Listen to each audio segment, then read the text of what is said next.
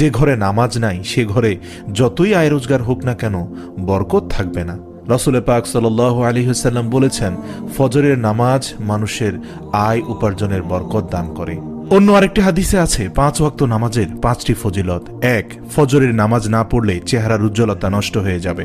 2, জোহরের নামাজ না পড়লে রুজির বরকত কমে যাবে। 3, আসরের নামাজ না পড়লে শরীরের শক্তি কমে আসবে। মাগরিবের নামাজ না পড়লে সন্তানাদি কোনো উপকারে আসবে না।